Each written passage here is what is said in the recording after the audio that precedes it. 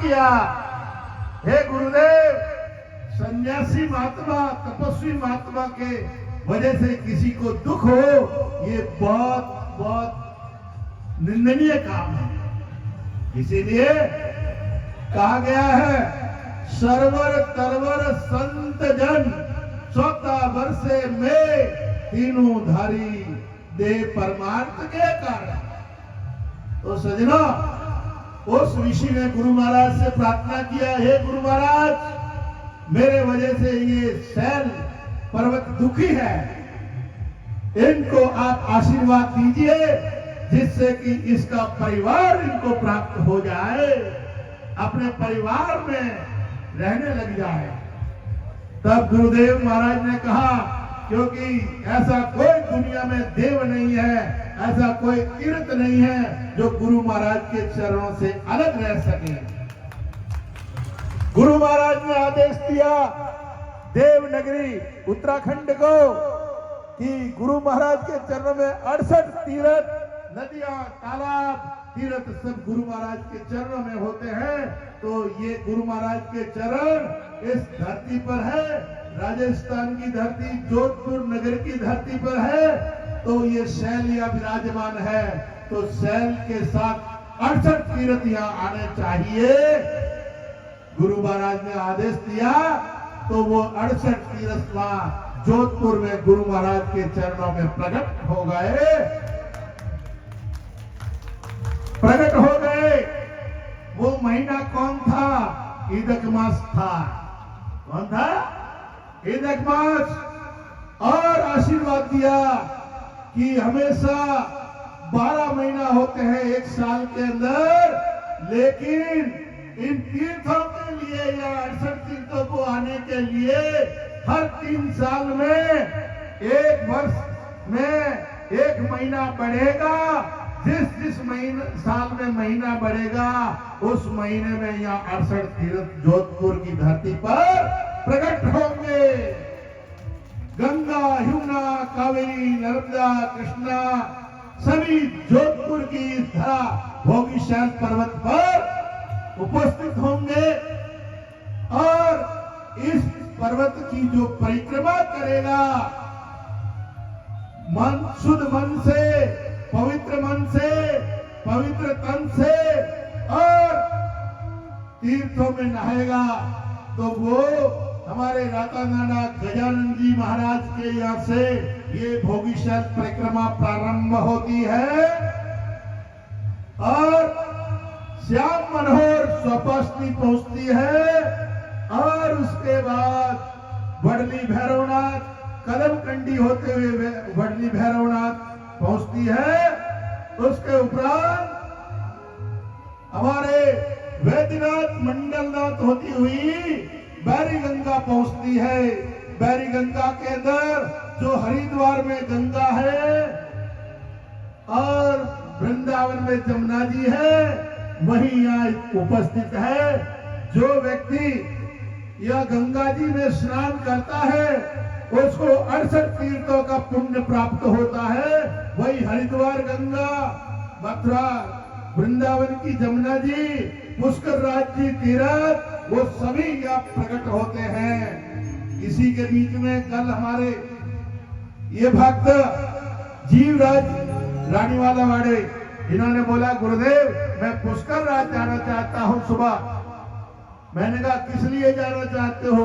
बोले श्रावण मास की, ईदक मास की पूर्णिमा है और वह मैं नहाने जा रहा हूँ परिवार सहित। तो मैंने कहा भाई, पुष्कर राज स्वयं यहाँ पधार रहे हैं, गंगा जी स्वयं पधारी हुई है, जमुना जी, कृष्णा, यमुना, कावेरी सब इस समय जोधपुर के चारों तरफ परिक्रमा लगा रहे हैं। और आपको वो पुण्य प्राप्त करना है तो मेरे साथ चलिए, कल पैरी गंगा तुम्हें नहला के लाऊंगा और सभी तीर्थों का पुण्य प्राप्त हो जाएगा। तो सजनों, ये आपको कहीं जाने की जरूरत नहीं है। अभी आपके पास ये गंगा, यमुना, कावेरी, नर्मदा, कृष्णा, ये सभी नदियां इस कुंड में है, जिस कुंड में आप सुबह नहाए होंगे। नहीं नहाए हो तो अभी नहा लेना, और यहाँ का पुण्य फल जब ही मिलेगा नहाने के बाद में। ये कृष्ण हिंदू सेवा मंडल का जो मंच है, इस मंच में जो सेवा की जाती है, आप दान जरूर दें, क्योंकि दान दिए बिना स्नान का फल सफल नहीं होता है।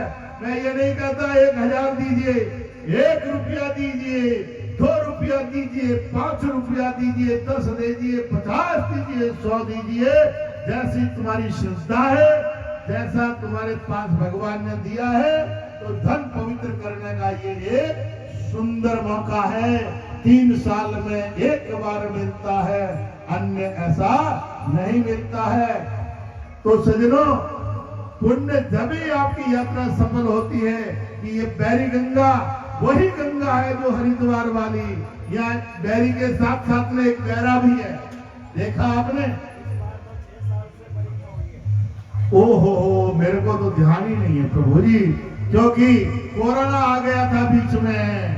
कोरोना की वजह से यात्रा नहीं हो पाई थी और 6 साल निकल गए सज्जनों। तो आज 6 साल से ऐसा सुंदर मौका मिला है।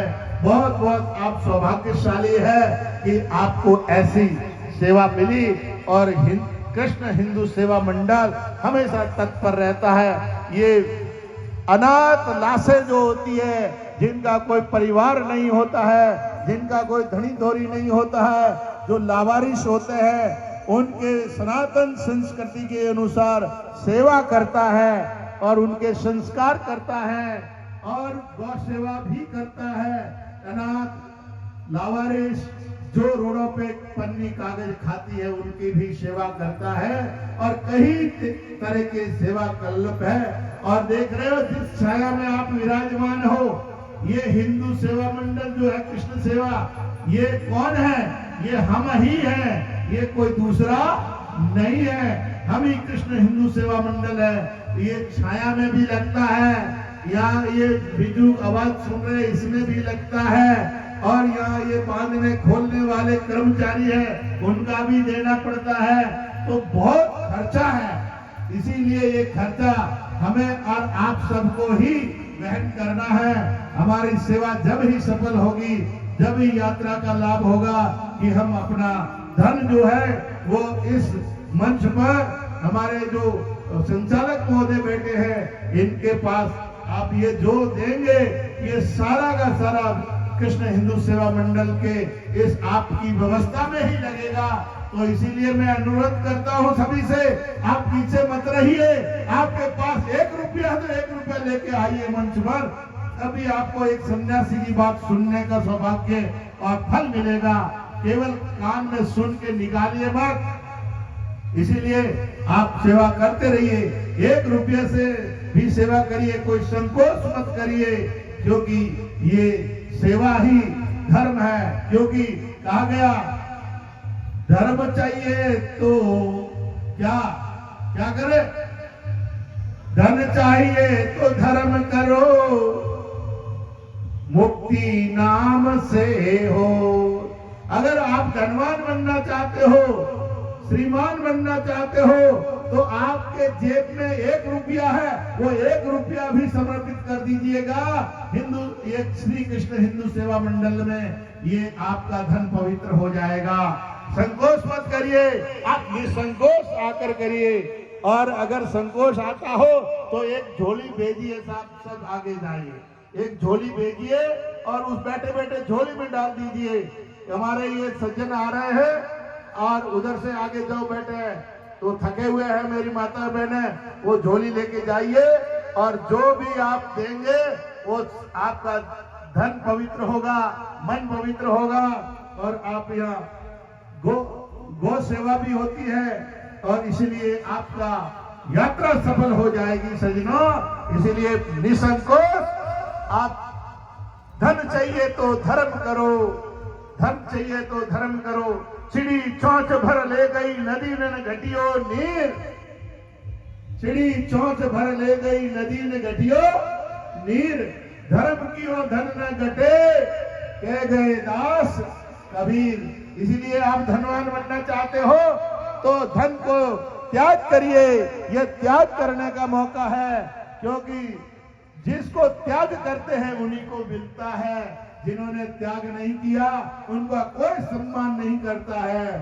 सम्मान उन्हीं का होता है जो त्याग करते हैं गुरु के चरणों में, तीर्थों के चरणों में, और हमारे जहां भी जाते हो तीर्थ में जाकर डुबकी न लगाए गंगा में जाकर तो कोई फल प्राप्त नहीं होता है।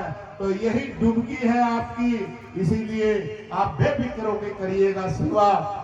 दूसरी सनातन धर्म की विशेष गौ माता है, जिसकी जन्म में भी गाय, जीवन में भी गाय और मृत्यु में भी गाय। अरे भाई जीवराज जी, सजना आप सामने जाइए, यहाँ तो ये सब आ जाएंगे मेरे पास, आप उधर जाइए, दूर जाइए, दूर, ये तो सब आ रहे हैं, इनको मौका दीजिए मेरे पास आने का, ये मौका दीजिए, बार बार मौका नहीं मिलता है, इसीलिए इस मौके के अंदर कोई मत चूको। ये बहरी गंगा है और बहरी गंगा का विशेष पुण्य लाभ 6 साल में पहली बार मिला है, इसीलिए इस मौके को छोड़िए मत। तो सजना, सनातन धर्म जो है हमारा गौ प्रधान है, इसीलिए गौ माता की भी सेवा करते रहिए। मैं तो एक ग्वाला हूँ, गाय चराने वाला हूँ, या तो कृष्ण भगवान ग्वाले थे या मैं हूँ, मैं उन्हीं गायों की सेवा करता हूँ जो सज्जनों ने, घर वालों ने बाहर निकाल दिया है। लूली है, लंगड़ी है, बूढ़ी है, आंधी है, पांगली है, अपने आप दूध पीने वाली है, जिनके हौसल खराब हो गए हैं, स्तन खराब हो गए हैं, ऐसी गौ माता की सेवा अपने यहाँ जोधपुर के अंदर 3-4 जगह हो रही है। पाली रोड पे जाओगे तो काकानी में आपके आंधी गाय, कम से कम 25 से 50 गाय बिल्कुल अखम आंधी है, जिनको कुछ नहीं दिखता है उनकी सेवा होती है। जिनके पैर कट गए एक्सीडेंट में, उनके किसी के 3 पैर है, किन्हीं के 2 पैर है, और किसी के आधा कटा है, किसी का पूरा कट गया है पैर, ऐसी गौ माता की सेवा होती है। और इधर बाड़मेर रोड पर जाएंगे तो पाल मोरनाडा के अंदर आपके मेन रोड के ऊपर महादेव गौशाला, आनंद धाम अलंकार गोरक्षा समिति यानी महादेव गौशाला के नाम से, और आरती नगर पाल में आनंद धाम नाम से गौशाला है। वहां पर जो घरों से छोड़ दी है सज्जनों ने, उन गाय की सेवा होती है। जिनकी बुद्धि हो गई है, अपने आप दूध पीती है, मौसम खराब हो गए हैं, लाते मारती है, ऐसी गाय की सेवा पाल मोरनाडा गौशाला में होती है। आप सब लोगों को मैं शीघ्र न्योता देता हूं कि आपको समय मिले तो आप जरूर पधारें। दूसरा, आपके घरों में अंधी गाय हो, लंगड़ी गाय हो, पोंगली गाय हो, वो आप बिना पूछे, बिना बताए आप गाड़ी में डालकर आप गौशाला में लेकर पधारे, आपकी बहुत बहुत कृपा होगी और उसकी सेवा हम करेंगे, क्योंकि गौ माता का सेवा करना हमारा, मैंने एक उद्देश्य बना लिया है। क्योंकि मेरे को जो आप देख रहे हो, ये मेरा जीवन गाय का दिया हुआ है। क्योंकि ये शरीर आज से 10 साल पहले, 12 साल पहले समाप्त हो गया था। मलेरिया, टाइफाइड मेरे दिमाग में चढ़ गया था। उस समय मैंने ये विचार किया था कि अब तो शरीर छूट जाएगा, कुछ नहीं बचेगा। तो गौ माता को मैंने रात्रि में खोल के, मैं गौ माता के चरणों में वहां लेट गया, प्रार्थना किया, हे गौ माता, अगर मेरा शरीर रहेगा तो मैं आपकी सेवा करूंगा, और अन्यथा ये मेरी तरफ से आप मुक्त हो। तो सज्जनों, ऐसे करके मैं चटाई पर लेट गया, हाथ पांव फैला के, और गौ माता कुछ देर बाद मेरी हथेलियां चाटना शुरू किया। थोड़ी देर बाद दूसरी गौ माता ने पैर के तलवे चाटना शुरू किया, और मेरे को तो नींद आ गई या मैं बेहोश हो गया, ये मुझे पता नहीं। परंतु सुबह 4-4:15 बजे जो ही मेरी नींद खुली तो मैं एकदम अपने आप को स्वस्थ और तंदुरुस्त महसूस करने लगा। मैंने देखा ये क्या हो गया मेरे को। जो ही सामने देखा गौ माता जुगाली कर रही है, और पीछे देखा तो पीछे भी गौ माता जुगाली कर रही है। तुरंत मैं खड़ा हुआ, गौ माता को प्रणाम किया, वंदन किया, और वापसी रस्सी डाल के उनको खूंटे से बांधा और मैं अपने निवास स्थान पर पहुंचा। और नित्य नियम करने के बाद में मैंने कुछ सज्जनों से पूछा, सलाह लिया कि महाराज मेरा शरीर तो स्वस्थ हो गया है, तंदुरुस्त हो गया है, अब मुझे क्या करना चाहिए गौ माता की कृपा से।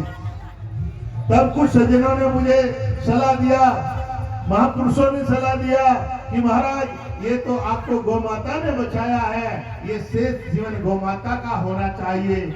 बस उसी दिन से मैंने लक्ष्य बना दिया कि मैं गौ माता को समर्पित हो जाऊंगा। जितनी भी मेरी श्वास है वो गौ माता के लिए ही रहेगी। उसी दिन से मैंने गौ माता की सेवा प्रारंभ किया और आज की तारीख में आपकी संस्था के पास कम से कम 500 से 600 गौ माताएं हैं, जिनमें लूली, लंगड़ी, आंधी, पांगली, बेसहारा उनकी सेवा होती है। तो आप जब भी चाहें दर्शन देने के लिए आए, गौ माता के दर्शन करें और अपना तन मन धन से सेवा करें। ये आप ही की सेवा है, मैं तो केवल माध्यम हूँ। 4 जगह जोधपुर में अभी सेवा हो रही है, सब आप लोगों के माध्यम से। तो इसीलिए सज्जनों, आप लोगों से मैं अनुरोध करता हूँ कि आपका तीर्थ में आना, इस भोगी शहर परिक्रमा में आना तब ही सफल है कि गंगा में नहाकर, यानी उस कुंड में नहाकर कृष्ण हिंदू सेवा मंडल के दान पात्र को भर दें, जिससे कि आपकी सेवा सफल हो जाएगी।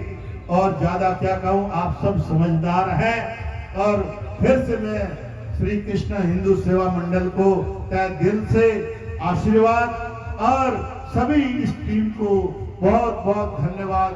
आप बहुत सुंदर काम कर रहे हैं, आप आगे भविष्य में भी ऐसा करते रहें। और जब कभी मेरी आवश्यकता समझे श्री कृष्ण हिंदू सेवा मंडल, तो मुझे जब भी याद करोगे मैं मंच पर आपको मिलूंगा और पूरी तरफ से ये सेवा रहेगी। बस इन्हीं शब्दों के साथ पानी को विराम, और मैंने गौशाला का तो बता ही दिया है, आप सब पधारें और इन शब्दों के साथ पानी को विराम, एक कीर्तन बोलते हुए। हाँ, एक बात और हमारे पांडे जी बता रहे हैं कि हम वो सेवा तो कर ही रहे हैं, अपनी माँ की तरह बच्चों की सेवा करते हैं। बच्चों की तरह मोटर से दूध पिलाकर, जिन गायों के बच्चे नहीं, माँ नहीं होती है, उनको बोतल से दूध पिला के बड़े करते हैं। उसके साथ साथ जिनके माता पिता बच्चे सेवा नहीं कर सकते हैं, माता पिता को घर से निकाल देते हैं, ऐसा वैसे हमारा जोधपुर नहीं है, ऐसे हमारे राजस्थान जोधपुर की धरा पर भगवान करे ऐसा काम ना हो। परंतु मान लिया दुर्भाग्यवश ऐसा कभी हो जाता है, तो उन पिताओं की भी सेवा हमारे यहाँ की जाती है, जिनका परिवार का कोई धनी दोरी नहीं है। ऐसे ही अभी हमारे संस्थान में बंबई से एक कनौजिया जी पधारे हैं, जिनका बेटा 22 साल से छोड़ के चला गया, कोई उनको समझता नहीं है।